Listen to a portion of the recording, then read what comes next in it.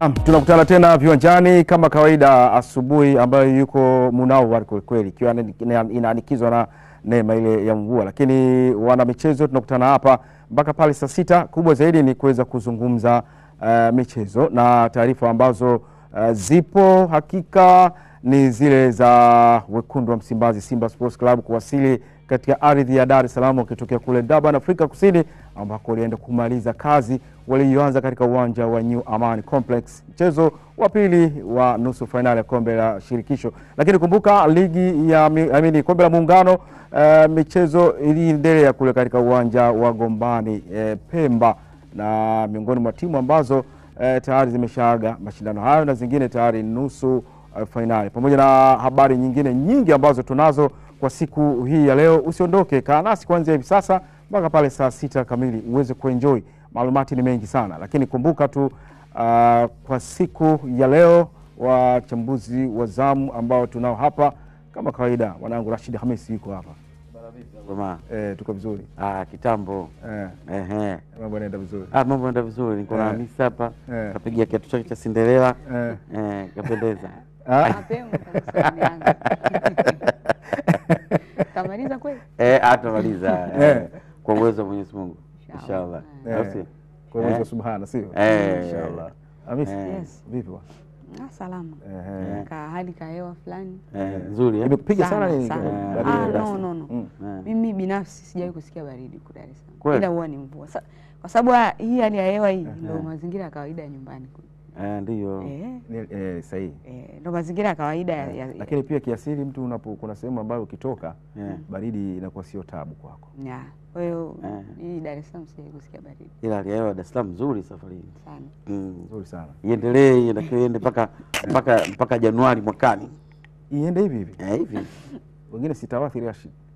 Wengine tawathiri. Huwa tunakuwa nao hapa. Hapa ni athirika nani? Hapa Michael Yela. Mustafa ngase mzuri. Deo ngase mzuri. Mbona bana nani mwingine? Adriani na mashaka naye. Kwa hiyo unapata picha kama hali kama ikiendelea. Adriano na Michael Yela. Bayona. Bayona ngase mzuri, hana taabu. Sharifu Sharifu. Sio jina lake Sharifu bana. Mbona? Michael Yela na Adriani. Wale ndio wanaweza wale waka watchman wale. Sawa. Tumekudokeza kidogo katika soka letu. Ni taarifa ambazo tunakwenda kuzianza kuhusiana na ligi ya muungano, lakini pia wekundu wa Msimbazi. Lakini hii ni soka letu.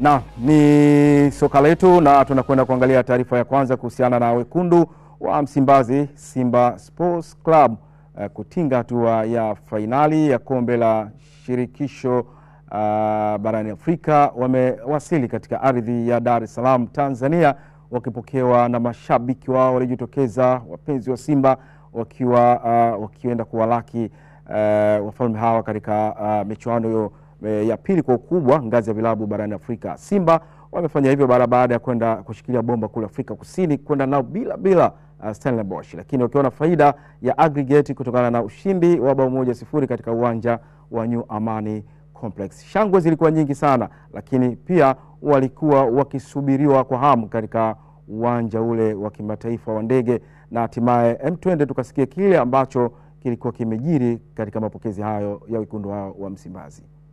Tuambie, najua kazi haikuwa rahisi sana. Mambo yalikuwaje ugenini? Mambo yalikuwa magumu kama ulivyoona. Rose ilikuwa mdomoni, unataka kuitema lakini alhamdulillah tumefika mwisho na sisi ndo tumefanikiwa kuingia finali. Kwa hiyo tumerudi vizuri. Hongereni sana. Asante sana. Umekuwa na wachezaji kabla ya mechi, baada ya mechi. Na sisi tushirikishe dakika 90. Kwanza kabla ya dakika 90 watu waliokuwa wamekaa nao wa Tanzania, zile mara VAR zimekwenda, mapigo ya moyo yalikuwaje? Si ndo nakwambia roho ilikuwa mdomoni. Hali ilikuwa mbaya, lakini roho ilikuwa inataka kuchomoka, kwa sababu unajua kama sisi kama supporters, tuwe serikali, tuwe washabiki, viongozi wa hizi taasisi, tunachoweza kufanya ni kuwaunga mkono na kuwarahisishia kuhakikisha mazingira yao yanakuwa rafiki mpaka mwisho. Zile dakika 90 zikiwa 120 ama hata penalty sio za kwetu. Kwa hiyo sisi tulifanya majukumu yetu yote tukahakikisha mpaka mwisho kwamba kila ambalo tunatakiwa kulifanya tumelifanya. Sisi tusiwe kipingamizi na kisha tukawaachia wao. Kwa hiyo iliyobaki ilikuwa kuomba Mungu na bahati nzuri dua zetu zimesikiwa safari hii. Hakika nimesikika. Najua mara baada ya hapo ulikwenda kwa niaba ya mama, kwa maana ya Rais wa Jamhuri ya Muungano wa Tanzania. Ni ujumbe gani ambao aliutoa kwa wachezaji? Kwanza hata wakati nakwenda mwanzoni niliongea nao, tulifanya vikao kadhaa na viongozi, tukafanya vikao na wachezaji na tulikuwa tunawatia moyo kuambia kwamba Mheshimiwa Rais anaangalia pambano hili, ataangalia pambano hili. Mheshimiwa Rais ameweka investment kubwa, amelipia ndege, amelipia hoteli, amelipia chakula cha hii timu na ameahidi kuweka investment kubwa zaidi kama timu itafuzu kwenda fainali, na kwamba wasimwangushe kama ambavyo Tanzania nzima iko mgongoni kwao, wahakikisha kwamba na wao wanafanya lile ambalo sisi tunatazamia tupate matokeo ambayo tunayatarajia. Kwa hivyo tumeelezana sana kuhusu umuhimu wa mchezo ule kwenye historia ya mpira wa miguu nchini, lakini kuhusu historia umuhimu wa mchezo ule kwa Tanzania na mchezo wa mpira wa miguu kwa ujumla. Kwa hivyo nafikiri vitu vyote viliingia na wote walikuwa wako fully focused kabisa. Kwanza tunamshukuru Mungu kwamba tumerudi salama, lakini vita tumeifikisha hapa tulipofikia. Shughuli bado hatutafurahi sana kwa sababu bado tunaendelea na shughuli zetu. Kazi ya kufurahi tunaachia washabiki na watu wengine. Sisi viongozi tunaenda kuandaa ligi na kuandaa mechi ya fainali. Kwa sasa tumechoka, tunakwenda kupumzika, tutulize akili ili tuone namna gani tunaenda kufanya kuhakikisha kwamba kombe tunalibakisha nyumbani. Kiongozi Salum Trageni, kwa heshima yako, nini neno lako kwa wanachama kwa wakati huu ambao tulivu unahitajika ili kuweza kumalizia mkia? Waendelee kutupa support, waendelee kutuombea dua. Hii timu inawakilisha Tanzania, haiwakilishi wana Simba. Kwa hivyo kila mwana Simba, kila Mtanzania kwa sasa tuelekeze nguvu zetu kuhakikisha kwamba kombe linabaki nyumbani. Hakika tuombe inshallah wote kwa pamoja. Inshallah. Kwa kweli tunamshukuru Mwenyezi Mungu, kazi ilikuwa kubwa. Stellenbosch timu nzuri, wamemtoa bingwa mtetezi wa kombe hili. Ilikuwa ni mechi ngumu, mazingira yalikuwa magumu. Hatukufanya mazoezi ya kutosha South Africa, mvua ilikuwa nyingi sana, lakini vijana wamepambana. Dakika ya kwanza mpaka 90 tunaweza kufanikiwa. Kwa hiyo finali tumefika. Hii si mara ya kwanza, ni mara ya pili kwa mashindano ya CAF. Sasa inatakiwa tuvuke hapa tukalichukua ile kombe, na inawezekana. Tuunganishe nguvu, tupambane. Inawezekana kabisa kuchukua ile kombe tarehe 25 hapa Dar es Salaam. Inshallah. Wakati tunaendelea kusubiria sasa hivi, hali ya vijana huko ndani iko vipi? Vijana walisherehekea sana jana, leo of course pia wamefurahi kwenye ndege sana. Watu wote wa Tanzania wamefurahi kwenye ndege. Watu wengi walikuwa kwenye ndege wa Afrika Mashariki wamefurahi, lakini mwisho wa sherehe umeshaisha. Sasa hivi ni mapambano, tuna mechi ya ligi Ijumaa na kujiandaa zaidi na mechi ya Berkane. Nakushukuru sana, niwatakie kila laheri katika mapambano yenu. Asante sana. Kwanza ile kipindi cha mwisho kwa mimi nilikuwa natetemeka muda wote. Au kuzimia? Dakika 45 zote mijasho inanitoka. Kipindi cha mwisho itolala sana. Wewe acha tu jamani, huu mpira utatuua. Mungu ndo anajua. Kabisa. Niseme tu kwamba niwapongeze wachezaji wetu, wamerudi salama, na nipongeze yani ndege yetu ya Tanzania imewaleta wachezaji vizuri kabisa, mwenyewe unaona kama alivyowapeleka na imewarudisha. Na pia salamu za pekee nimpongeze Mheshimiwa Rais wetu, Rais Samia Suluhu Hassan, kwa kusukuma hizi timu mpaka zimefika hapa. Kama mmeangalia kwenye mitandao mmeona vijana wamefika mahali wameamua kumwaga mboga. Wanasema Tanzania hakuna kama Simba. Wameamua kusema vijana. Na hawa ni vijana ambao wameifia timu yao na wamekisha timu imefika fainali na wameahidi tukutane Morocco. Naam, ni shangwe hizo kwa viongozi ambao umewatazama hapo, jinsi ambavyo wamezungumza wakati wanazungumza na mwenzetu Timzo Kalugira katika uwanja ule wa kimataifa wa ndege, na hakika nyuso zao zinaashiria ile furaha iliyopo, pamoja na kwamba Salum Abdallah Trege anakuambia furaha ni kwa mashabiki na wapenzi wa Simba. Wao bado wana jukumu kubwa kuhakikisha Simba wanafanya vizuri katika michezo ya ligi, lakini wakijiandaa na mechi ya kwanza ya fainali ambayo itapigwa kule nchini Morocco. Ni historia nyingine ambayo imewekwa na Simba. Lakini Christian Magori amezungumzia kuhusiana na Simba wakiwa wanatinga fainali ya pili, lakini kumbuka 1993 Simba walicheza na Stella Abidjan na kupotea kwa mabao 2-0 katika uwanja wa Uhuru, zamani ukiitwa uwanja wa Taifa, lakini mechi ya awali ambayo ilichezwa kule Ivory Coast wana walikwenda bila wekundu wa Msimbazi, na sasa ni fainali ya pili kwao katika michuano ya CAF. Rashid, kazi kubwa imefanywa na serikali. Kazi kubwa imefanywa na serikali. Mitano tena kwa Mama Samia. Au unasema? Mpaka unaonekana kinyonge au kwa sababu wewe safari huja kuepo kwenye ndege. Una passport, yani wanafanya kazi usafiri unaosubiri. Malazi. Yaani mama kalipa ndege, kalipa chakula, kalipa ndege, hoteli, chakula.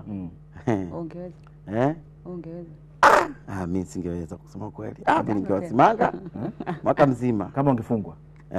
Lakini wamefanya vizuri, wametinga hatua inayofuata. Kwa hiyo kwa viongozi wa Simba kile ambacho wamekizungumza Rashid, kama kile ambacho wamezungumza Chayagen, kinaakisi kwamba bado Simba wana kazi kubwa.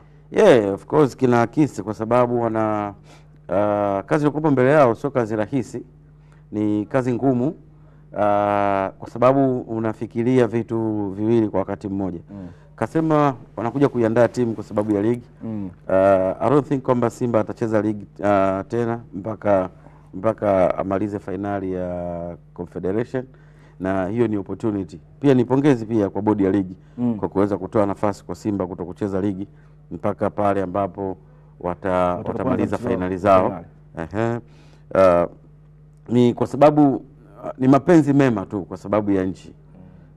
Kwa sababu kinachofanywa pale wanafanya Simba, lakini wanafanya kwa thamani nzima ya NBC Premier League. Na ni kwa thamani nzima ya Tanzania. Kila taifa huwa linajipambanua kwa nafasi yake.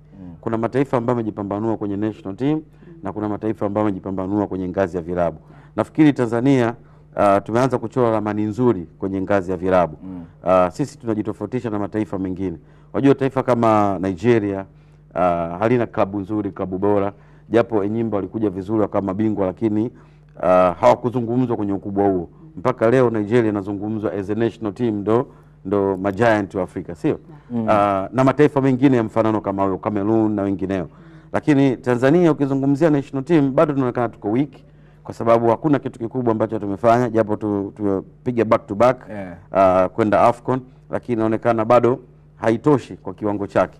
So hiki ambacho nakifanya Simba na Yanga kwenye mashindano ya CAF ni kitu kikubwa na cha kupongeza. Na pongezi zaidi ni kwa Rais Daktari Samia Suluhu Hassan kwenye kile ambacho amekifanya. Tarudia tena. Mimi kwa upeo wangu wa akili, kwa president ambao nimewashuhudia, hakuna rais ambaye alijiinvolve na michezo kwa 100% kama ambacho anakifanya Daktari Samia Suluhu Hassan. Ni kitu cha kupongezwa kusema kweli. Yaani sio sera, ni zaidi ya passion, upendo. Na mimi napenda anachokifanya Dr. Samia kwa sababu ni kitu kikubwa.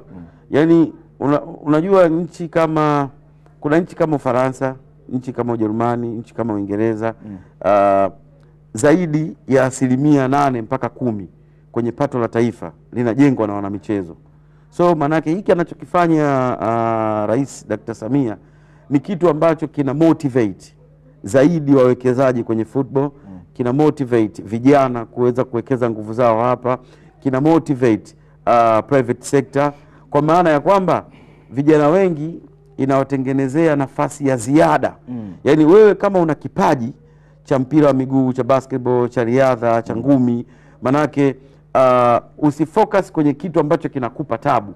Si unaelewa? Kwa sababu bado wazazi wetu wana ile wana sold mentality ya kwamba lazima kidedea usome ili una maisha bora.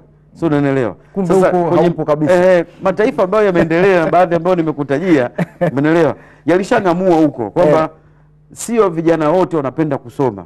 Na sio vijana wote wanaweza kulijenga taifa hili kwa kusoma.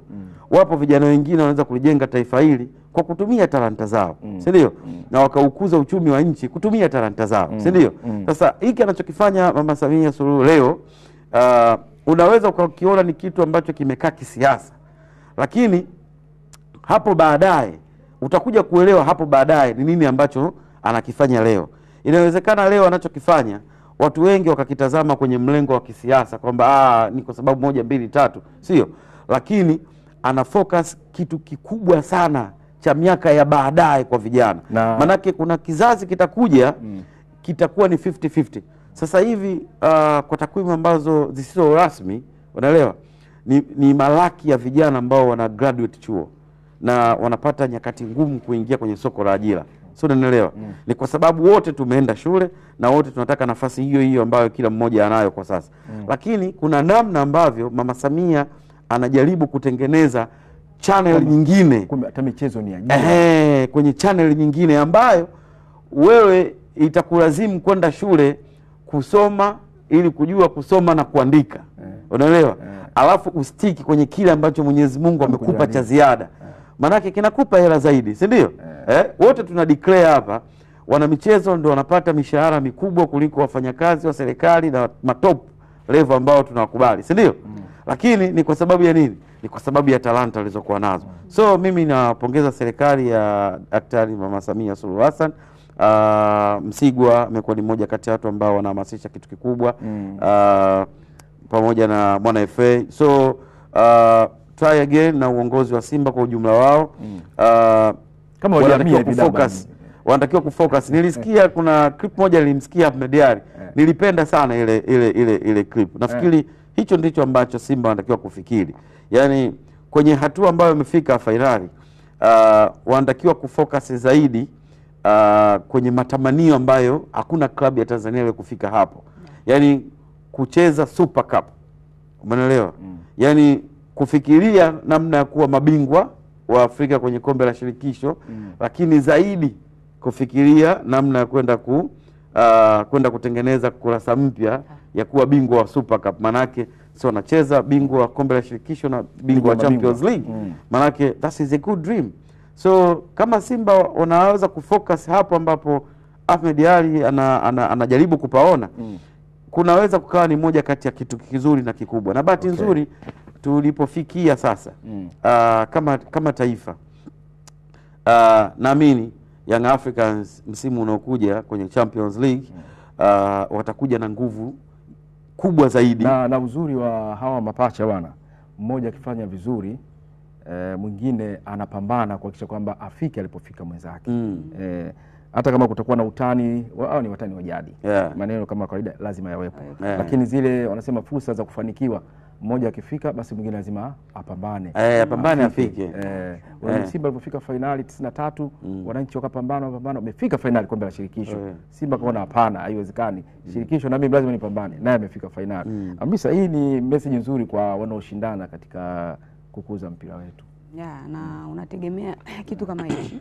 Na hata kwa mamlaka za soka nchini kitu ambacho wanakifurahia, kwa sababu kuna wakati ili ukimbie kwa kasi inabidi kuna mtu awe anakukimbiza. Sababu ukiwa unakimbia peke yako una relax, kwa sababu hakuna mtu yote ambaye anakuchallenge, hakuna mtu yote ambaye labda kuna changamoto fulani ambayo anaisababisha kwako. Kwa hiyo ni kitu kizuri. Na ukiangalia Simba walianza hii hatua, Simba walifikiri hii safari, waliamua kuwekeza kwa ajili ya matamanio yalitoka nje zaidi, hayakuwa tena ndani kwenye makombe ya domestic ambayo wanashiriki ndani, matamanio yakaanza kuja mbele. Ndipo baadaye pia na Young Africans nao wakaona kwa nini na sisi tusifanya nini? Kwa nini na sisi tusijaribu kuwekeza zaidi, tufanye ambacho wanakifanya wenzetu, ili na sisi tuweze kufika katika hatua za juu zaidi. Kizuri kwao ni kwamba kwa mara ya kwanza wanafuzu hatua ya makundi ya shirikisho, wakafika mpaka hatua ya finali. Sehemu ambapo ukimwangalia Simba inawezekana alishapiga hatua kubwa sana kwenye michuano hii, hasa michuano ya klabu bingwa, michuano ya shirikisho. Kwa hiyo kuna experience fulani kubwa ambayo alitengeneza. Ndio maana mpaka sasa hivi, mpaka ambapo Simba amefika, hata kabla hajafika katika hatua ya nusu finali, akiwa hatua ya robo finali, ukiziangalia zile timu ambazo zilikuwa zimefuzu kutoka kwenye hatua ya group stage kwenda kwenye hatua ya mtoano, unamzungumza Zamalek, akiwa ni mkubwa kwenye timu zilizofuzu utamzungumza RS Berkane na Simba lazima utamzungumza kwa sababu ya hatua ambayo ameshaipiga, ni vigingi vingapi ambavyo ameshawahi kuvivuka, na inawezekana isiwe ni kwenye level fulani ya mafanikio kwa sababu mafanikio siku zote ni kitu tangible. Yaani ni kitu ambacho kinashikika. Lakini tunaweza tukaiweka kwenye temu ya kwamba ni hatua kubwa sana ambayo ameipiga, ambayo imepelekea paka kupelekea paka matamanio kwa ndugu zao ambao ni Young Africans. Na kitu kingine ni kwamba unajua uhalisia ambavyo upo ni kwamba kuna issue ya CAF Champions League na kuna issue ya CAF Confederation. Inawezekana kwa level ambayo tumefikia sasa hivi kwenye soka letu ambapo hatukuwahi kuiota hata miaka 10 nyuma iliyopita. Sasa hivi inawezekana huku kwenye CAF Confederation huku ikawa ni rahisi kwa timu zetu kufika finali au ni rahisi yani inapotokea labda timu imeangukia kwenye kushiriki michuano ya CAF Confederation ukaweza kuiwazia kwamba hii timu inaweza kufika finali kutokana na kwamba uwekezaji ambao umefanyika, timu ambazo mara nyingi zinashiriki kwenye CAF Confederation na pia experience ambayo kadiri muda unavyozidi kwenda hizi clubs zetu zinaendelea kuipata. Ndio maana ushangai kuwaona mashabiki wakiwa wanafurahia hili jambo kwa sababu wanaamini kwamba kwa hapa ambapo kwanza naweza nikasema Simba kuangukia kwenye CAF Confederation ilitokana na fomu nzuri ya Azam msimu jana. Azam akamaliza katika nafasi ya pili. Yeye kumaliza nafasi ya 3 ndio sababu ya yeye paka kufika katika hatua ya finali. Kwa hiyo kwa nini usilisherekee jambo ambalo umeliota kwa muda mrefu, jambo ambalo umelipambania kwa muda mrefu. Sasa hivi umeweza kufika. Ingawa furaha inawezekana tu ikawa iko kwenye in a limited way kwamba ikabaki zaidi kwa mashabiki kwa sababu kwa level ambayo Simba yuko nayo I can say kwamba bado ana deni, bado anahitaji kuchukua kombe kwa sababu mtu ambaye ameingia naye katika hatua ya finali inawezekana ikawa RS Berkane, inawezekana na experience kubwa lakini sana kwenye CAF Confederation. Sio kushachukua mara mbili. Yes, experience yani washachukua Super Cup. Washachukua Super Cup mara mbili. So ni timu ambayo imepiga hatua mbili zaidi kwa Simba Sports. Lakini kikubwa ambacho Simba wanawezekana wakawa wanawazidi pengine Berkane ni wafuasi. Simba ana wafuasi wengi barani Afrika kuliko Berkane kwa sababu kwenye namna ambavyo Motsepe na uongozi mzima wa CAF wanavyoendesha na kufuatilia mambo wanapenda timu ambayo ina engagement kubwa kutoka kwenye society waliokuwa nayo. Na sio Motsepe, duniani kote. Viongozi wote wa soka waulize. Wewe unataka timu gani ifike finali? Anakuambia mimi natamani sana huyu afike sababu anajua kuna vitu vingi ambavyo unajua hata Chandimu tu mtaani mechi zikichezwa unasikia kabisa kwamba ile timu ina mashabiki wengi. Wanacheza nini wale? Sasa can you imagine kama finali ingekuwa anacheza Zamalek na Simba? Au Zamalek na Al Ahly? Au Zamalek na Wydad, nani Simba na Wydad? Unaelewa? Unaelewa kinachotokea? Yaani Afrika ingekuwa ya moto sana. Sio, unaelewa? Kabisa. Kwa sababu moja kati ya kitu ambacho Ulaya huwa wanajivunia ni fan base ya timu zao ambazo ziko chini ya mwamvuli wa UEFA zinapofika kwenye hatua ambayo watu wengi wanafurahia. Unakuta siju Turin, uko Anfield, siju uko Liverpool, Manchester, London, fans wanakuwa wengi katika mechi Athens, unaelewa? Paris Saint-Germain. Yani kuna namna unaweza ukajikuta dunia haifocus kwenye mambo mengine. Ina focus kwenye football. Sahihi. Na kwa mfano kwa Afrika inakuwa ni rahisi kuweza kufahamu timu ambazo zimekuwa na fans wengi pindi wanapocheza viwanjani ama viwanja ambavyo vina tofauti na wenzetu Ulaya ama Afrika kaskazini kidogo. Mfano Simba miongoni mwa kitu ambacho Afrika hakina ugeni nacho, Simba wanapocheza watu kujaa uwanjani katika michuano ya CAF ni Simba. Au RS Berkane katika uwanja wao ule mara Berkane watu 12,000 nao wanajitahidi pia wanajaa. Wachache tu wale kama Kitone tu ndani ya Benjamin 12,000 wanajaa pale.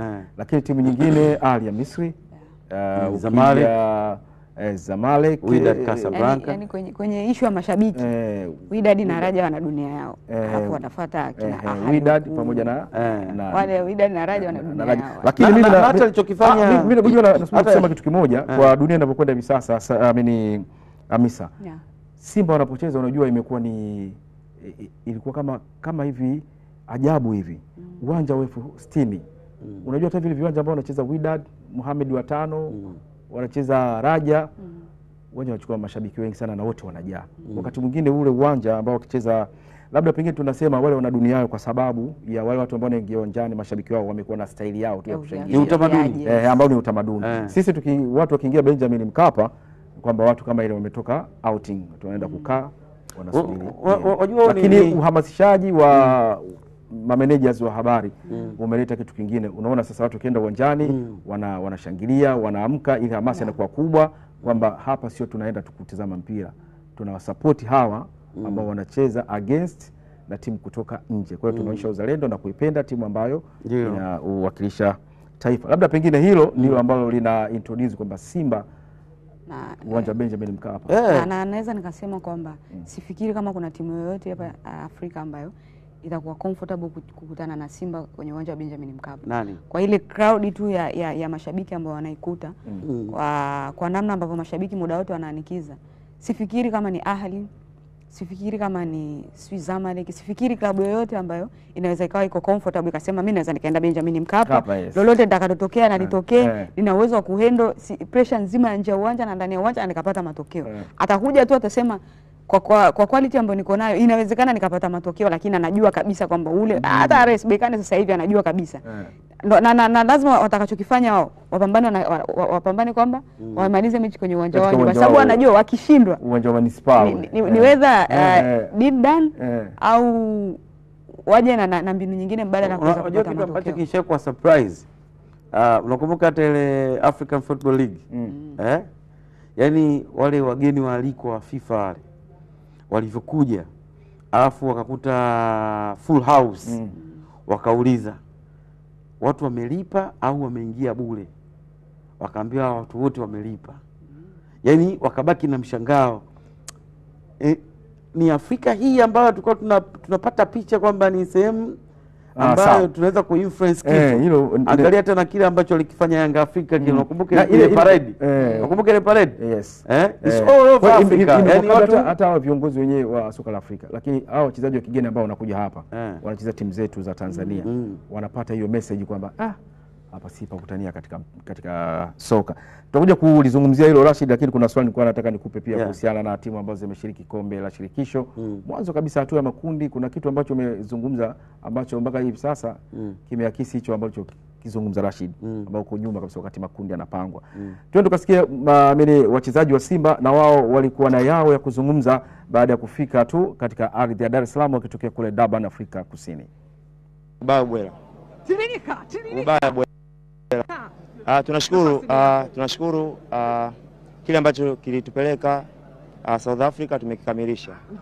Watanzania wapenda soka kwa ujumla wote wameomba kwa sala, kwa dua, na ambao walikuwa kule wamejitokeza kwa wingi kuja kutusupport. Tunashukuru sana. Nafikiri yale malengo ambayo tulipewa ambayo tulifanya tutoke hapa kwenda South Africa tumeyakamilisha. Kwa hiyo malengo yalibakia ni kuhakikisha kwamba tunaenda katika hatua ya finali na tuweze kutoa taji lenyewe. Wachezaji kwa ujumla hatimaye, kitu cha kwanza kinachofuata Shabalala, mmezungumza kitu gani? Kinachofuata sasa hivi focus yetu ni kwenye finali. Nafikiri hizi hatua zote ambazo tumezipitia mwanzoni tulikuwa tunazipitia, lakini tunashukuru safari hii tumeweza kufika katika finali. Kwa finali tayari iko mbele yetu.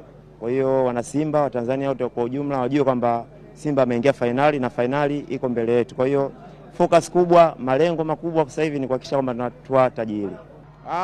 Ukiacha sisi kwa wachezaji, nadhani muda huu tunaenda kujiandaa na maandalizi yote tunaiachia benchi letu la ufundi. Naamini wanaweza kwenda kutupika na kutupa kitu kukifanya kizuri katika mchezo wa finali. Tuwatakie kila laheri. Shukrani sana. Mambo yalikuwa mazuri kwa sababu tumerudi na ushindi. Na tumerudi kuingia kwenye finali. Kwa hiyo tumerudi kwa furaha na tumerudi na ushindi, niseme hivi. Hongereni sana. Asante sana. Teams wakiendelea kama kawaida kuchapa kazi, akizungumza na mbavu za pembeni za wekundu wa Msimbazi Simba Mohamed Hussein pamoja na Shomari Kapombe, lakini akizungumza na Kibu Dennis Prosper Kibu D. Sura za wachezaji zinakupa picha gani? Ziangalia sura za wachezaji zinakupa picha gani Rashid? Kama kazi haijaisha vile. Kazi haijaisha. Kazi haijaisha. Yaani unaona kabisa ni sura fulani ambazo zinaonyesha bado wana matamanio. Hamna mpinzani unayekutana naye. Hapana, si tu mpinzani. Mpinzani unakutana naye azimi moto kaka. Unajua nikwambie finali ni tarehe 17. Finali ya kwanza. Anachemsha maji kupitia oven. Ukihesabu kutokea sasa hivi mpaka tarehe 17. Ni siku kama siku nyingi sana ambazo una uwezo wa kuenjoy tu. Karibu wiki 3 au tuseme wiki 2. Una uwezo wa kucelebrate, lakini ukiangalia inakuonyesha kabisa ni watu ambao wapo focused. Wanaamini hii furaha haitakiwi kupitiliza. Ndio maana hata mtu akiwa anafunga ndoa, ndoa itafungwa kwanza, baadaye ndio watu waende ukumbini kwenye harusi. Na maana harusi ni tukio la mwisho. Kwa hiyo sherehe ni tukio la mwisho. Kwa hiyo ukiangalia sura zao, of course ni kitu ambacho binafsi nakipenda. Kwa sababu unajua naweza nikakupa mfano. Mwaka 2019 Tottenham Hotspur waliingia finali, wacheza na Liverpool. Viongozi wakatengeneza kama vidani fulani ambavyo vimeandikwa wana finali. Sasa yani wana finali it means kwamba nyinyi kufika finali tayari ni mafanikio. Ile kuna namna fulani ambavyo ile downgrade wachezaji.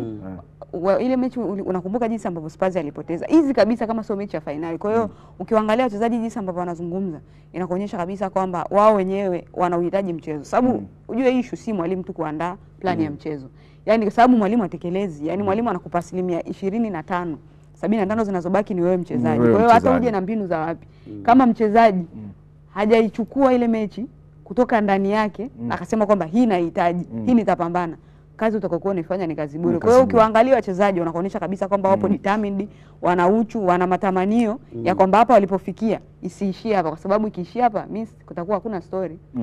Story ni nini? Story uweze kukichukua hicho unachokipambania kwenye finali. Na wakati Simba wakitua katika uwanja wa ndege wa kimataifa wa Mwalimu Julius Nyerere, afisa habari wa zamani wa Yanga Jerry Muro alionekana pia katika uwanja wa ndege, lakini pia naye alizungumza ama alitoa neno kuhusiana na kile ambacho kilikuwa kinaendelea hapo jana.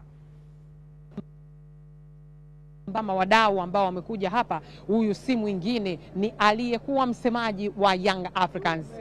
Huyu ni kaka yangu Jerry. Hatimaye kaka Jerry, tuambie mambo vipi? Salama tu, salama. Ya kuona ndani ya uwanja wa airport, umefika kuwapokea Simba?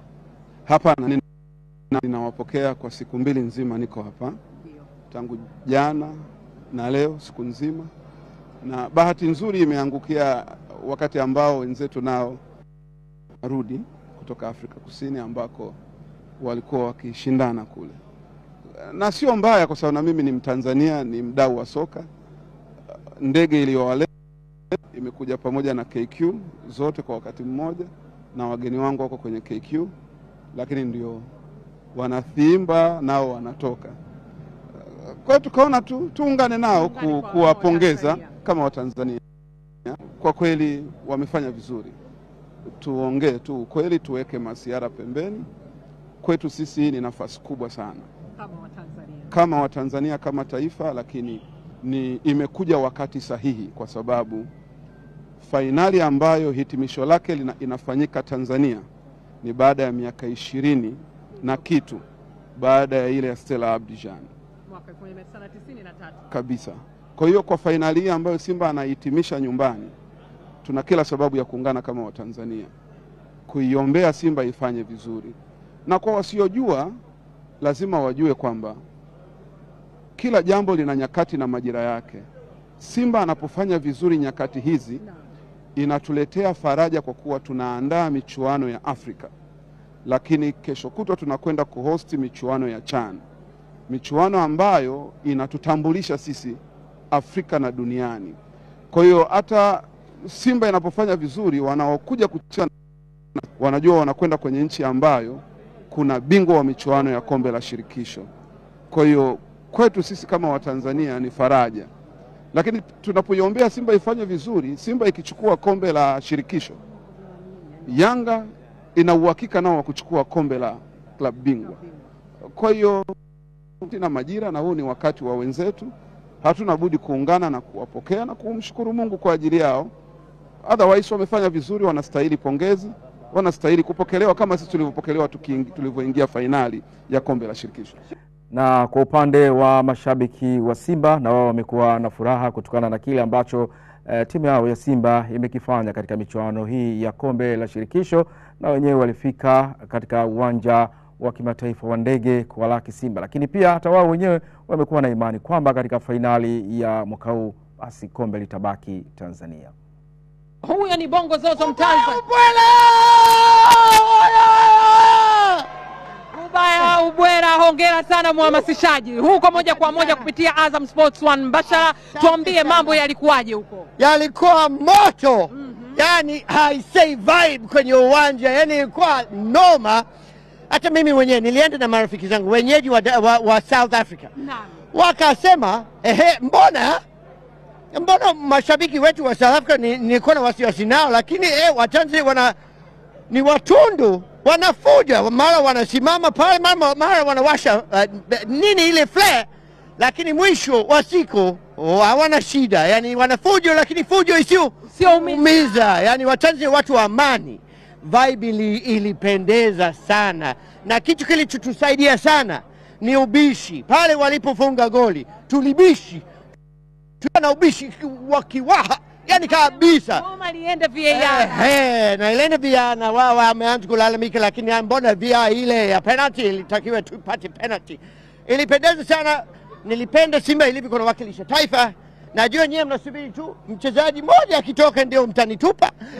Lakini bado wajaja, tuendelee kuzungumza. Hongera kwanza kwa kupeperusha bendera ya Tanzania na kuendelea kufanya utalii ndani ya nchi ya Tanzania. Hali ilikuwaje kwenu kwa mashabiki pale alipokuwa mnaona VAR imepigwa, afu naona hii VAR itatubeba ama inatuangusha?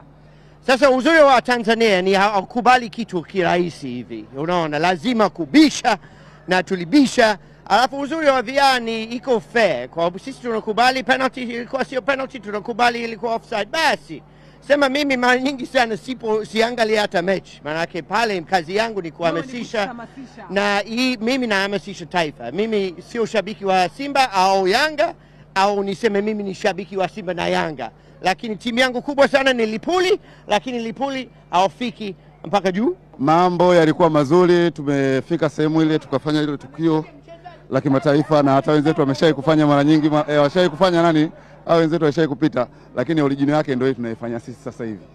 Hali ya wachezaji iko vipi huko? Wachezaji wote wako poa na tulikaa wote kwenye ndege moja. Tumepanda ndege kubwa. Kwa hiyo tunashukuru Mungu tumefika salama usalimini. Watu walikuwa na hamu na hichi kitu na tunaenda kukichukua, tunakileta hapa.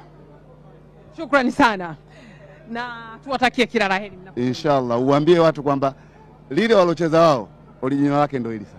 Asante sana, naitwa Habibu Mchange, ni mwanachama na mshabiki wa Simba Sports Club. Tunatoka Joburg, Durban kuchukua ubingwa, tunajiandaa kumaliza Dar es Salaam. Hongereni. Hali ilikuwaje kule? Hali ilikuwa nzuri, tunafurahi kwa sababu Watanzania wengi wamejitokeza, na wanachama wa Simba, wananchi wa kawaida, na timu kwa kweli ilikuwa imara, imepambana mpaka kama mmeviona kimeeleweka. Hongereni na karibuni tena. Asante sana. Hawa ni moja. Salama. Unaitwa nani? Sofe. Mariam kwa kwenda kutoa uwakilishi kwa mchezaji wa 12. Tuambie mambo yalikuwaje uwanjani? Mlikuwa na pressure kiasi gani? Mlikuwa mnazungumza nini ndani ya dakika 90? Kwa kweli tulikuwa tuna uhakika na tunachoenda kukifanya, na zote za mwisho na kazi tumeifanya, na hakika kombe la kwetu. Yes! Naam. Hapa.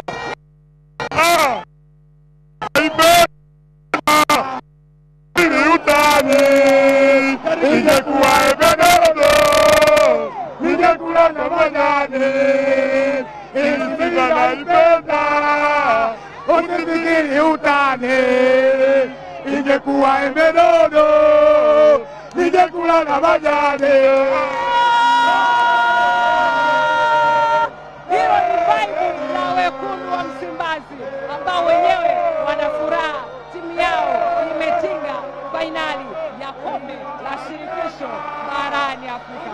Hebu kwanza upate ingekuwa embe dodo ningekula na majani.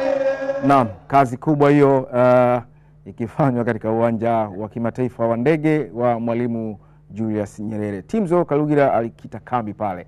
Na unaona mashabiki wa Simba sasa na wao kwa kile ambacho wamekuwa wakizungumza kuhusiana na Simba, lakini matamanio ambayo yapo ni kuhakikisha kwamba kombe linabaki nyumbani Tanzania katika fainali dhidi ya RS Berkane kutoka kule nchini Morocco. Hamu bado ni kubwa sana, lakini kufika tu uwanja wa ndege, hii ni message tosha kwa wachezaji wa Simba kwamba wako nyuma ya mashabiki ambao wamekuwa na nguvu popote wanapokwenda, basi na wao wako nyuma.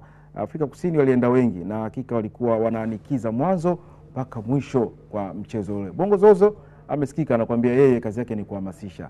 Haijalishi kama ni VAR pale tunaenda kuangalia, ni yeye kazi yake, bendera iko basi anahamasisha tu. Ni mhamasishaji mzuri kwa sababu kila alipo mahala Tanzania na yeye yupo. Sio tu kwenye football, nimemwona kwenye riadha, sijui kwa Italy, sijui wapi ile Tanzania wepo. Yani yeye bendera ya Tanzania anatendea haki. Ni kitu kizuri, ni kitu cha kuiga. Of course ni mapenzi yake kwa sababu anachokifanya ni jambo ambalo linahusisha uchumi. Sio watu wote wanaweza kufanya anachokifanya.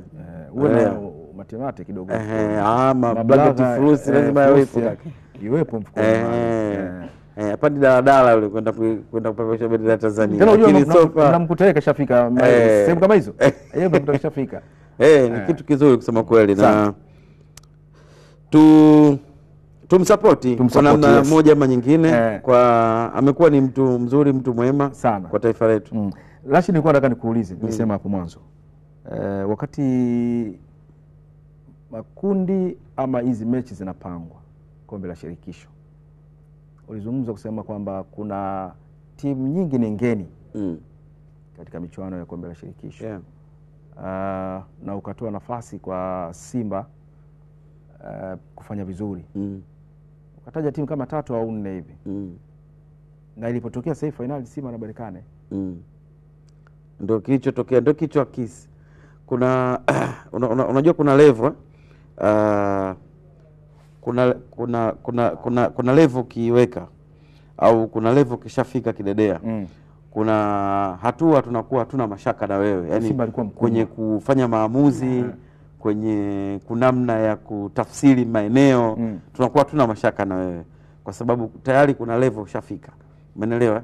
Sasa kwenye kombe la shirikisho msimu huu, baada ya makundi zile poti, baada ya timu zote kukusanywa kwa pamoja, mimi nilikuwa nazipitia zile timu, nikaangalia nikasema hapana, kitu pekee ambacho Simba anaweza kukifanya msimu huu ni kucheza fainali, kwa sababu idadi ya hizi timu zilizokuwepo msimu huu ni nyingi, zimekuja kutafuta experience, ni nyingi zinakuja kujifunza nini huwa kinatokea kwenye kombe la shirikisho. Na usishangae kutokuwaona tena, yani kuna baadhi ya timu umeziona msimu huu na mfano hata Stellenbosch unaweza usije kuwaona hata miaka 3 baadaye kwenye kombe la shirikisho. Unaelewa? Kuna timu nyingi, yani Bravos unaweza usije kuwaona. Unaelewa? Kuna watu ambao walikuwa ni CS Faction, Masri, Al Tripoli, Berkane, Simba, Zamalek ambaye ni bingwa mtetezi na USM Alger. Unaelewa? Sasa kwa timu kama 7 hivi. Sasa hayo ni club chache ambazo kwenye ukongwe na uzoefu wao walikuwa nao. Kwanza hao watapunguzana wenyewe kwa wenyewe kwenye magroup. Unaelewa? Na ukiangalia group la Simba lilivyo, tulikuwa tunaipa nafasi kubwa sana Simba, na huu nafikiri ni mwaka wa kwanza, mtanirekebisha kama nitakuwa siko sahihi, ni mwaka wa kwanza kwa Tanzania kupeleka timu kwenye kombe la shirikisho, alafu hiyo timu ikaonekana ni timu kubwa kuanzia mwanzo wa mashindano mpaka wanafika fainali. Sio, unaelewa concept yako? Yani mwanzo wa mashindano mpaka wanafika fainali. Yanga anaingia kombe la shirikisho. Yanga anaingia kombe la shirikisho, siko tunaomba Mungu hapa kila siku. Anatoka leo, anatoka kesho. Anatoka leo, anatoka kesho. Anatoka leo, anatoka kesho. finali. Si unaelewa? Hakuwa na ukubwa huo. Unaelewa? Hata kwenye Champions League alivyoenda kufanya vizuri dhidi ya alivyoenda kwenda kwenye quarter final. Hakuwa mkubwa hivyo. Yaani Yanga alikuwa wanamtem kama ni timu ya kawaida tu ambayo kwa sababu baada ya miaka 25 hiyo timu inakuja kujifunza. Kwa hiyo ni kama surprise. Yaani Yanga ni kama surprise walienda kufanya kwenye Champions League. Wametoka wakaenda moja? Mpaka kwenye quarter final. Unaelewa, ilikuwa ni surprise. So Yanga hakuwa mkubwa wa kiwango hicho, sio? Lakini ile consistency namna ambayo walitengeneza kutoka kwenye finali ya kombe la shirikisho, akaenda nayo kwenye Champions League, akaenda mpaka kwenye quarter final. This time Young Africans angetoboa hata kwenye quarter final kwenye Champions League. I'm telling you, next season Young Africans wangekuwa wanaitem kama timu kubwa kuanzia mechi ya kwanza anaocheza mpaka atakoenda kudondoka, kwa sababu ni timu ambayo tayari imeshaonesha nini ilikuwa inafanya. Unazungumzia kwamba kutokana na zile pia robo finali za sasa kwenye hili kombe la shirikisho, mimi baada ya kufanya tathmini yangu ya makundi nikaona kulikuwa hakuna sababu yoyote ya Simba kuishia kwenye hatua za kawaida. Nilikuwa naiona finali mbali na wachezaji wake kutokuwa na experience, unaelewa, lakini kuna namna ambavyo hata jana nilisema kwamba unaweza ukamuona Awa, unaweza ukamuona Chasambe, unaweza ukamuona Barua, unaweza ukamuona Shefondo Malone, kuna mambo anafanya kiwanjani, lakini backup yake ni viongozi wenye experience na hayo mashindano. Kuna namna ambavyo wanakutengeneza mentally. Unaenda kubeba logo kubwa ambayo wewe wanaokutafsiri hawakutafsiri kama mdogo, na wewe wanakutafsiri kama mkubwa. Unaelewa? Yes, sasa hicho ndo kitu ambacho vilabu vingi barani Afrika vifanikiwa. Hatujachelewa kusema kweli kwenye kufanikiwa. Hicho ndio kusema sahihi. Akidedea hicho anachokisema Rashid Hamisi ni kwa sababu unajua tiketi ya kufuzu CAF Confederation huwa inapatikana kutokana na njia mbili. Njia ya kwanza wewe umaliza katika nafasi ya kwa zile timu nchi ambazo zinapeleka timu moja kwenye Champions League, moja Confederation, au umaliza katika nafasi ya tatu. Ya pili ni kila nchi inakuwa ina zile kombe la FA. Kwa hiyo unakuta labda hiyo kuna timu ambayo imefanikiwa kufika FA, imefika na bingwa wa nchi. Kwa hiyo bingwa anaenda Champions League atapata, na kwa hiyo ambaye anaenda Confederation anawekwa anapigwa pembeni. Ndio kama Bravo amepatiwa nafasi kwa sababu alicheza finali ya Taka di Angola na Petro di Luanda. Petro akawa amefuzu finali, amefuzu CAF Confederation na ndio alikuwa bingwa, yeye akapata nafasi ya kuja hata kipindi kile Marumo Gallants. Ndio maana mara nyingi hata Marumo yes, ndio maana msimu jana uliona kuna Marumo.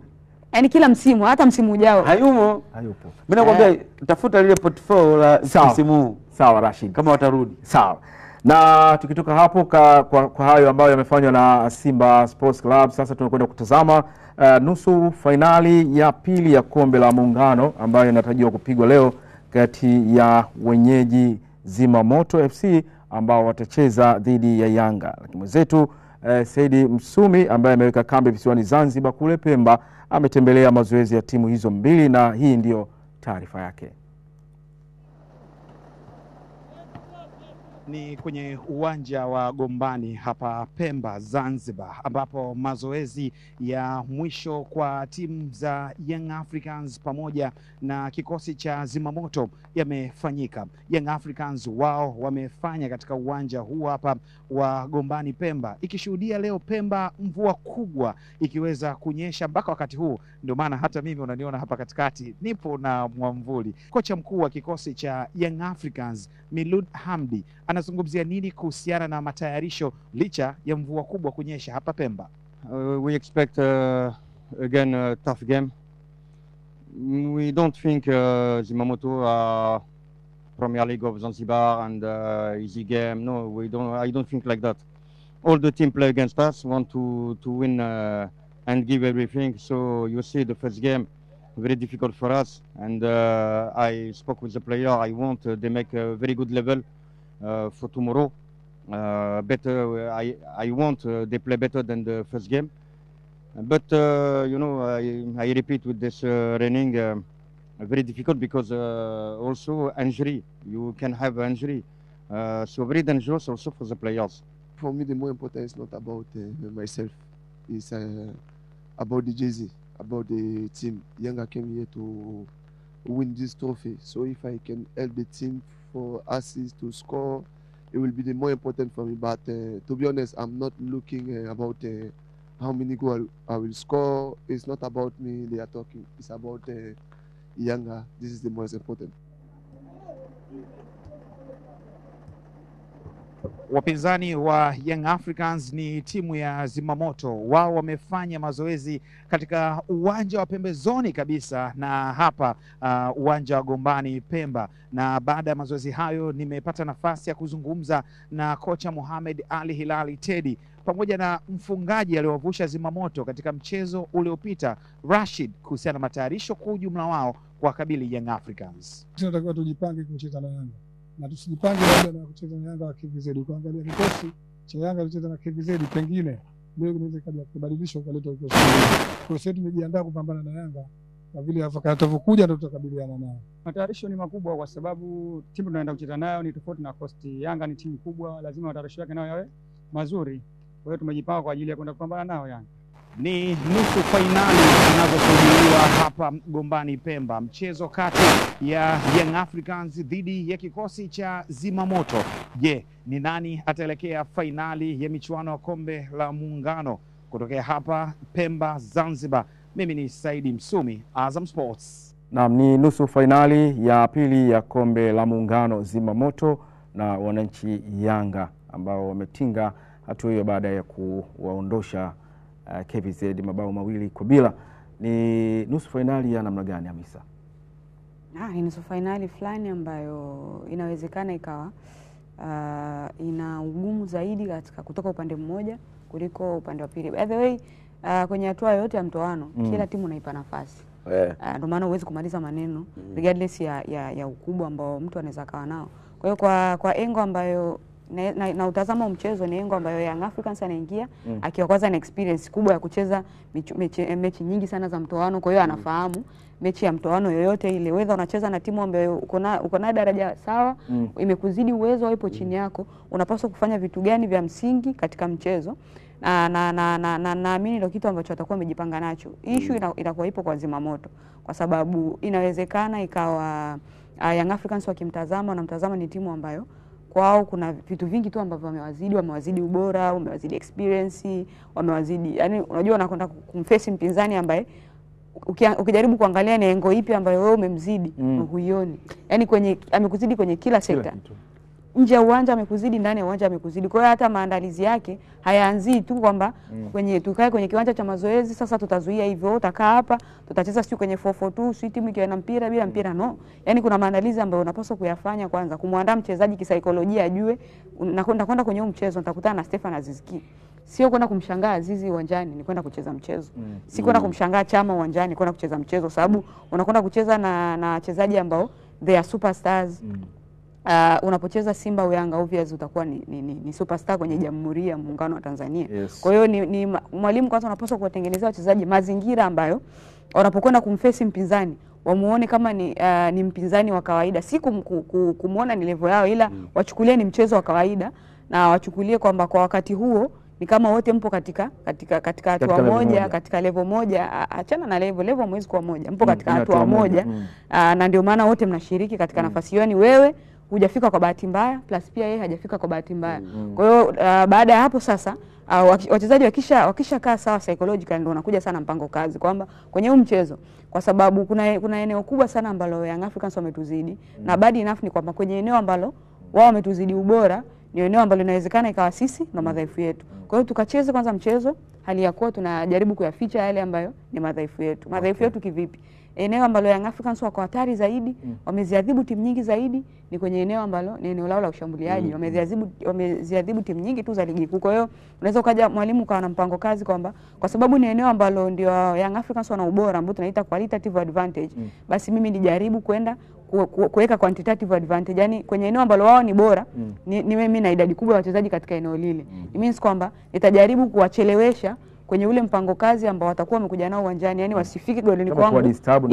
Wasimuone golikipa wangu direct, yani kuanzia dakika ya pili golikipa ashafanya save. Yaani first half tu golikipa amefanya save 10. Sasa kwa staili hiyo na maana hamwezi kukaa mchezoni kwa muda mrefu. Kwa hiyo kikubwa ni unawatengeneza kwanza wachezaji wako mkakati kazi ambao utawafanya wawe wakae mchezoni muda mrefu, kwa sababu unaweza ukazuia vizuri ukamzuia Young Africans vizuri, quality tu ya mchezaji akapiga shuti dakika 80 tayari umeshaondoshwa. Unawafanya vijana wako wasitengeneze makosa kwa timu yenyewe. Yes, yani wajaribu kucheza kwa kufichiana madhaifu. Sawa. Wakati hayo yakiendelea katika mchezo huo wa pili wa nusu fainali ya kombe la Muungano, lakini nikufahamishe tu hapo jana Azam FC imetolewa kwenye mashindano hayo ya kombe la Muungano baada ya kukubali kipigo cha mabao 2-1 katika mchezo uliochezwa katika uwanja huo wa Gombani pale visiwani Pemba. Mara baada ya mchezo huo kumalizika, makocha walipata fursa ya kuzungumzia mchezo jinsi ambavyo ulivyokuwa. Ni kuheshimu maamuzi ambayo unaoyapata kwenye wakati ambao wewe unapambana. Kwa hiyo mimi sikuwa na hofu, kwa sababu naamini kile ambacho nilokuwa nakifanya na muda ulikuwa upo. Hiyo inakuwa inatokezea kutanguliwa, au unaweza ukatanguliwa baadaye ukaja ukatanguliwa wewe. Kwa hiyo inawezekana. Nilichokuwa mimi nakisema zaidi, second half hatupaswi kukaa kwenye sehemu ya middle wala low, tunatakiwa tuanze high. Alafu tuone ndani ya muda mfupi nini kitatokea. Kwa hiyo ndo kitu ambacho mimi nimeweza kukipata ndani ya muda mfupi ambacho mimi nimetoa maelekezo kwa vijana wangu. So mimi sina shida kwenye maelekezo, kwa sababu yale ambao unawaambia ndo kile ambacho wanaenda kukifanya. Kwangu mimi naweza nikasema hongera kwa vijana wangu ambacho kila wamefuata kile ambacho nimewaambia. Kwangu mimi ni kitu kikubwa sana. Na nilitoka kusema ni kwamba siku zote unapopata mafunzo kwa wazazi, wewe mtoto unatakiwa ufanye bora zaidi ya yale ambao umepewa kwa wazazi. Kwa hiyo mimi naamini hata wazazi ambao wamenilea wanafurahia hichi ambacho nimekipata. Naam, ni mwalimu huyo akizungumza, na kwa kweli amefurahishwa na kile ambacho kilifanyika. Lakini hata hivyo twende tukaangalie nani alikuwa bora katika mchezo huo, man of the match. Suleiman kutaka kujua hisia zake. Mambo vipi? Safi. Bwana, umetoa pasi ya bao lakini umefunga bao. What a moment kwako. Na furaha sana. Ashukuriwe Mwenyezi Mungu. Tumejiandaa salama, tumepambana pamoja, tumefanikiwa kutinga fainali. Ashukuriwe Mwenyezi Mungu. Uzoefu wa kutosha kupitia Pamba, uzoefu wa kutosha kutoka TMA umesaidia kwa kiwango gani hii leo? Kikubwa pia ni maelekezo ya mwalimu. Toka tuko mazoezini tumejiandaa vyema, tumekuja na plani yetu, Mungu amesaidia, tumefanikiwa, ashukuriwe Mwenyezi Mungu, tumefanikiwa. Unaiona vita ya ufungaji wa kiatu bora? Cha kwanza ni kupambania timu ifikie malengo. Cha pili nadhani Mungu akisaidia nitakuwa mfungaji bora. Ubingwa unakuja Zanzibar. Mungu akijalia unakuja Zanzibar. Shukrani sana, kila la heri Freddy. Asante sana. Naam, huyo ni mchezaji bora wa mchezo wa leo Freddy Suleiman, akiweza kukabidhiwa kiti shilingi 300,000. Lakini kwa wakati huu hapa ni zoezi la kumkabidhi mchezaji mwenye fair play, best fair play award. Anakabidhiwa Idi Selemani, Idi Nado, kwa wakati huu hapa kitita shilingi 200,000 hapa, akiwa anakabidhiwa kutokea Beach Logistic Company Limited, akiwa ni best fair play award katika mchezo huu hapa wa leo. Na wakati huu hapa na ungana na Idi Seleman Nado kupata hisia zake katika mchezo wa leo. Idi, pole na mchezo ulikuwaje? Kwanza ningependa kumshukuru Mungu, mchezo ulikuwa mgumu, maana tumejitahidi kadri ya uwezo wetu, lakini Mungu ndo anapanga matokeo haya, wameweza kupata pointi wao. Mnaongoza, baadaye mnakuja kusawazishiwa. Kitu gani haswa waliwabana JKU? Kwenye ufundi mimi siwezi kuongea, lakini wamepata chansi, wameweza kuzitumia. Sisi tumepata chansi, tumeshindwa kuzitumia. Mpira ni mchezo wa nafasi, kwa wao wameweza kuzitumia. Kwa mashabiki wa Azam Football Club ambao walikuwa na mategemeo makubwa kuchukua ubingwa huu, niombe samahani, tumewakosea sana, lakini mpira ndo ulivyo, unaumiza, una matokeo matatu. Kwa mimi ningeomba sana watusamehe, hatujaja kuwakilisha vizuri. Kila laheri katika michezo iliyosalia ya ligi kuu. Asante, nashukuru. Naam, Idi Selemani Ali Nado akisema samahani kwa mashabiki wa Azam FC, japo kwamba matokeo yanaumiza, lakini si nia yao kutoka mapema katika mashindano ya Rashid. Mwelewa Idi Selemani Ali Nado akitoa msamaha kwa mashabiki wa Azam FC. Hawana budi kuwasamehe.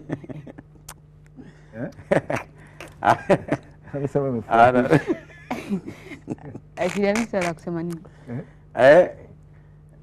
Azam. Azam wanakera.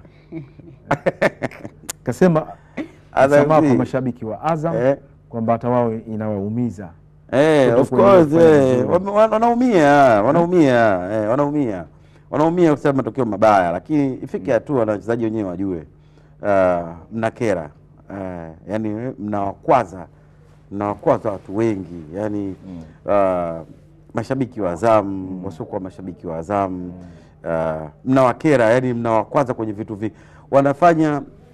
Wanafanya kuwazungumza kwenye mambo mengi sana. Unanielewa? Yani mfano wa Azam ni kama mtoto wa Cristiano Ronaldo.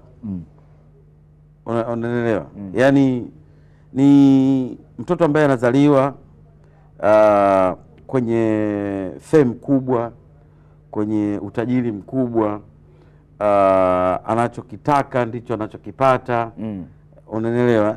Lakini nyakati ambazo tunaamini unapaswa kufanya kilichokuwa bora zaidi ndicho ambacho huende kuwapatia watu. Kwa hiyo kinachotokea sasa, badala ya kutumia nguvu nyingi kutuomba samahani, umeona, tunasubiri useme samahani ili tukwazike. So sio kama unanielewa kidedea. Yani kufanya vibaya kwa Azam kwenye kila mashindano ambao wanakuwepo, ndipo ambapo kunaleta maswali mengi yasiokuwa na majibu. Kwa sababu wanaamini kwamba, yani sisi wote hapa always tuna analyze match, tuna analyze environment, tuna analyze vitu vingi kwenye football. Tunaamini timu ambayo inasafiri vizuri, inalala pazuri, inakula pazuri, inafanya mazoezi sehemu nzuri, ina mwalimu mzuri, ina wachezaji wazuri, hiyo timu deni lake ni kufanikiwa tu, na sio kitu kingine. There is no excuse kwenye huo mtiririko wa mazingira mazuri. Sio, unaelewa?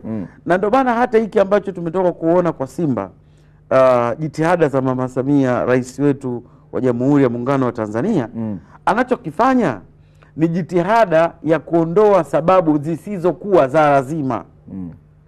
Sio, unaelewa? Ili kuwarahisishia kazi nyinyi muweze kutekeleza kazi zenu kwa ufanisi mkubwa. Usafiri huo unaendelea. Usafiri upo, chakula kipo, hoteli nzuri, mazingira mazuri, watu ambao wanatakiwa kwa support mnawaona, mkikaa jukwani mnawaona. Unaelewa? Hiyo ina mfano kwenye timu zile za Afrika, kuna kipindi fulani timu za Afrika ya Kati kama Afrika Magharibi, kuna timu ambazo zilikuwa zinasafiri kwa kuungaunga. Wanaweza kufika airport, wakakaa kwanza wakajitafuta, wakafika hapo tena, yani wanakwenda katika mtiriko huo kwenda kucheza mechi yao mfano ya ugenini. Wanafika katika kituo husika bado siku moja wacheze hiyo mechi. Hawajapata maandalizi kama alivyosema Rashid, sehemu ya kukaa, changamoto, chakula, mtihani. Hiyo timu unakuta inafungwa 3 inaondoka. Na wakati mwingine unakwambia tena haina haja tena tukamalizia nyumbani game, tumalizie hapa hii ya pili. Hiyo kutokana na nini hizo ambazo umezizungumzia? Sasa unakuta klabu kama Azam FC, umeelewa? Haina shida zote hizo, umeelewa? Yani haina shida zote hizo, lakini bado end of the day atakuja kapteni, atakuja mchezaji kama hivi, mwakilishi wa wachezaji Nado, umeelewa? Ataomba radhi kwa kile ambacho kimetokea. Of course ni hali ya kiubinadamu, unapokosea kuomba radhi, unaelewa? Ni hali ya ukomavu tunasema kwenye level ya ubinadamu, lakini hizi samani zisiwe nyingi basi. Si unaelewa? Yani huu ni mwaka ambao Azam FC ni kama wana mikosi, sijui unaweza kusema hivyo kwa sababu wametoka kila sehemu, kwa sababu ligi, kwenye kugombea ligi yani wameondoka katika mazingira ambayo wao wenyewe hawakutarajia, si ndio? Kwenye Champions League wameondoka, wamewakwaza watu wote, wamewakwaza, umeelewa? wamekuja kushiriki CRDB, wamekuja kutolewa kwenye mazingira ambayo hakuna mtu aliyetarajia. Sasa wamekwenda kushiriki muungano, basi hata hao mashabiki wachache mliokuwa nao, hao watu wengi ambao wana support na kuwa na imani na nyinyi, basi wapeni hata matumaini kwamba okay, tunaweza kufanya hiki kidogo, lakini at least Champions League out kwenye timu ambayo hakuitarajiwa. Kwa nini CRDB out kwenye mazingira ambayo hata mpinzani mwenye kashangaa tumewatoaje hao. Kwenye ligi kuu Kush na Ibabuji mliondoka vipi? Mnajua wenyewe mlichokifanya. Mmeshiriki muungano. Unaelewa? Si bahati mbaya. Kinakuja tena Champions League tunaomba samahani kwa mashabiki wetu wa Azam FC. Okay sawa. Okay. CRDB tunaomba samahani tumekosea. Sawa. Ligi as usual, always next time. Muungano samahani tena. This is too much excuse. Kwa Azam FC ifike mahala wachezaji Mapinduzi wanacheza mataifa sasa. Nini walishiki mataifa, walishiki timu za taifa hawakushiriki. Kwa ifike mahala Nado ya Zaid, Rusajo Mwaikenda au ndo leader wa nani ifike mahala, yani ni bora tujue au tuseme kwamba inawezekana ni mwaka ambao sio mzuri kwa. Unajua ulama akivutii bana, sio cha mwaka mzuri, kinakera, yani wajue kwamba Azam FC acha group dogo la mashabiki wanaowasupport, ila wanawakera watu wengi, unaelewa? Na ndio maana wana imani sana, na ndio maana Azam FC imekuwa ni timu ya mfano kwa mwalimu mbaya, kwa wachezaji wabaya, kwa kila kitu kibaya. Wanaamini Azam FC ni sehemu ambayo yani unajua hata mtu ambaye hajui boli sasa mimi nikicheza Azam FC mimi nakuwa top scorer. Ukimuuliza kwa nini? Unalala vizuri, unakula pazuri, unasafiri vizuri, una nini kizuri. Anaamini kwamba zile equipment zote zile yani zitamfavor kuwa bora. Kuwa bora. Sasa hawa waliokuwepo ambao wanaishi kwenye mazingira bora, kwa nini inakuwa hivi? Wafike mahala na wao wajue kwamba wanawakera watu wengi. Na ndio maana Azam FC imekuwa ni timu ambayo ina mfano mbaya kwa watu. Na ndio maana maswali mengi ya Azam FC inakuwa magumu. Leo Kidelea anakuuliza, kwa nini Azam FC hawafanikiwi? Lazima utaangalia juu kumwangalia Mungu, afu unarudi chini unaanza majibu unaelewa? Kwa sababu unaamini timu yoyote yenye kupata mazingira mazuri ya kazi inafanya vizuri, si unaelewa? Na mifano yake tunaiona. Mtibwa alishuka daraja, umeelewa? Moja kati ya sababu ambazo ziliwashusha daraja Mtibwa, umeelewa, ni kutokuwa na mazingira bora kuanzia kwenye ngazi ya uongozi mpaka kwenye mazingira ya timu. Wakaletewa hayo mazingira mazuri, Mtibwa akarudi ligi kuu, si ndio? Mbeya City wakati wanakuja walikuwa kwenye mazingira bora, kilichowadondosha ni hayo mazingira ambayo Azam FC wanayaishi, unaelewa? Na timu zote ambazo zinatamani, unaelewa, kuishi kama namna ambavyo Azam FC wanaishi, wanaamini wao, sio tu wao, hata mimi ninaamini hivyo. Yani kama timu ligi na timu 16 kama timu zote 16 za NBC Premier League zingekuwa zinaishi kwenye mazingira anayoishi Azam FC, I'm telling you this story, Simba na Yanga singekuwa wanapata ubingwa wa ligi back to back. Unaelewa? Singekuwa wanapata ubingwa wa ligi back to back. Ingekuwa leo ubingwa Mtibwa, kesho Prison, kesho Namungo, kesho Coast, kesho Azam, kesho nani, kesho nani. Lakini wangekuwa na compete namna hiyo. Lakini mahala ambapo Simba na Yanga wanadhibiti hizi timu zingine, unaelewa, ni mazingira bora ya kufanya mazoezi, ni mazingira bora ya kusafiri, mazingira bora ya kulala, walimu wazuri, wachezaji quality, unaelewa, posho nzuri. Na ndio maana wanapata. Sasa kaka wewe mshahara wa fei si unawalipa JKU wote wale. Hamisa alikuwa anasema kuna kitu cha kuchangia hapo. Inawezekana ikawa hizi issue au haya matatizo yamekuwa yakiwakabili Azam kwa muda mrefu, ila kwa msimu huu kidogo naona kuna utofauti kwa Azam FC. Kuna utofauti, na binafsi hata wao kuondoshwa hapa, unajua ni walishafikia kwenye mazingira ambayo wachezaji tayari walishakuwa low. Na naweza nikakwambia kwenye huu mchezo JKU amemuondosha Azam si kwa quality ila kwa matamanio. Hao JKU ndio walimuondosha Singida Black Stars. Kama unakumbuka kwenye penalty shoot kuna mchezaji mmoja alitishia penalty kisheria ilikuwa hairuhusiwi. Ikafutwa. Ulimuona jinsi ambavyo alikuwa analia? Yaani ilifutwa kwamba umekosa.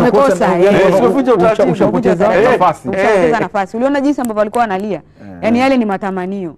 Na kwa paka hapa ambapo Azam wamefikia, inawezekana walishafikia sehemu ambapo wachezaji walishakuwa low. Yaani kuwanyanyua tena, yaani ni ngumu, yaani ni wajipange kwa msimu ujao. Na nilichokuwa nataka kuzungumza ni nini? Azam kwa msimu jana inawezekana hawakupata chochote, lakini at least walikuwa na msimu bora. Fika finali ya kombe la shirikisho, maliza nafasi ya pili. Maliza nafasi ya pili kwa msimu uliopita. Msimu huu ninachokiona kwa Azam, pamoja na haya matatizo yote ambayo wamekuwa nayo, siwezi kwanza siwezi nikawalaumu kwa sababu ni eneo ambalo wamekuwa wakifanya bora sana siku zote. Naweza nikadeclare kwamba Azam imekuwa ni timu ambayo ina scouting bora sana kwenye nchi yetu. Kwa hiyo kwa msimu huu hata kama ni kwamba kuna namna fulani ambavyo wamefeli, siwezi nikawalaumu kwa sababu ndio pale tunaposema kwamba kuna nyakati ambazo usajili ni kamari. Kuna wakati utapata, kuna wakati utakosa. Ndio maana mara nyingi wamekuwa wakifanya vizuri. Kwa hiyo inawezekana kwa Azam kilichoamsha kwa msimu huu kaangalie sajili ambazo Azam kaangalie sajili Meza, TS Samake, Diakite, Diaby, Zuzu, Diaby, Yoro, Diaby, au ni wa kigeni, Seleri, Sadun, nani mwingine? Wachezaji wangapi? 9. Wachezaji 9. Kwenye wale wachezaji 9 nani anafuu? Sadun, Seleri. Tumweke Sadun na Zidane pembeni. Sasa tafute wenye nafuu. Na unajua kwa nini? Nani Fuentes Mendoza alikuja, Mendoza alikuwepo. Yaani hawa, yaani tutafute wenye nafuu. Alafu sawa. Na unajua kwa nini nimekupa mfano huu? Sekunde chache kabla tujakwenda kwenye taarifa nyingine. Nimekupa huo mfano kwa sababu mara nyingi sana mashabiki wa hizi timu Simba na Yanga wamekuwa wakijiuliza baada ya Azam kufanya sajili, kwani viongozi wetu mlikuwa wapi? Mbona huyu mtu hamjamuona? Ndio maana nimekuwa ni matamanio mengi makubwa sana kwa mashabiki wa Simba na Yanga kuwahi kuwa na James Akaminko, kuwahi kuwa na Kipre Jeyara. Jaribu kutaja kuangalia wachezaji ambao tumewataja sasa hivi, alafu mtafute shabiki yote wa Simba na Yanga, mwambie hawa wachezaji kwenye hawa, chagua mmoja aje kwenye timu yako. Nafikiri hapo umezungumzia kwenye msimu mmoja ama msimu iliyopita ambayo Kipre alikuwepo, Kipre Jeyara pamoja na kuna wachezaji ambao walikuwa wako vizuri. Mwaka jana Azam amefanya vizuri. Anazungumzia kwamba wako nafasi ya pili na walikuwa katika wakati bora kutokana na Kipre anaondoka akiwa kwa assist. Amejaribu kumention wachezaji takriban 7 wa Azam ambao wamewasajili msimu huu, akasema kwamba yupi ambaye anaweza kawa bora zaidi. Sawa Rashidi, tunatoka hapo na Hamisa tunakwenda kuangalia wanasoka wa zamani wa Taifa Stars na vilabu mbalimbali hapa nchini ikiwemo Simba pamoja na Yanga. Madaraka Suleiman maarufu kama mzee wa Kiminyio, Matias Mulumba, kila mmoja ametamba kuibuka mbabe katika shindano maalum la mchezo wa draft linalotarajia kufanyika leo maeneo ya Tabata, Dar es Salaam. Kwa upande wa Madaraka Suleiman akiwa na shabiki wake wametamba kuhakikisha wanalinda heshima yao katika mchezo huo.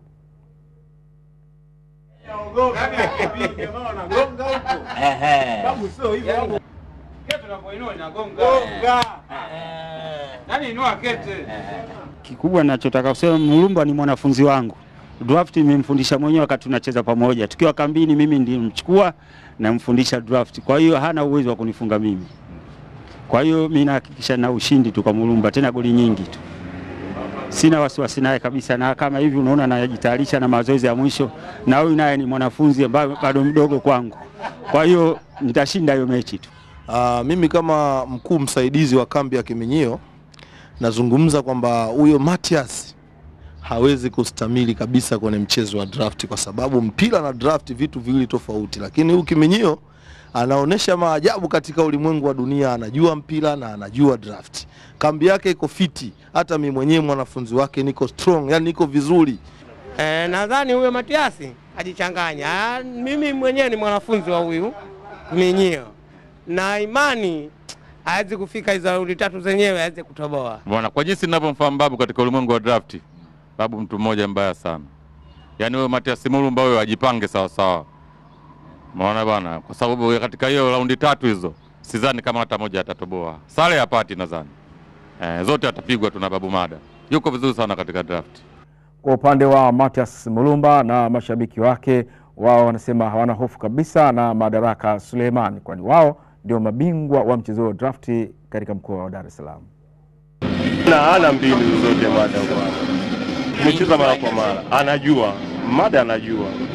Ila sasa hivi kwa sababu tuko mbali kidogo, sijajua amejiongeza vipi au vipi, lakini mimi sina shaka na Mada. Na ameshatamba sana. Yeye mwenyewe ananijua.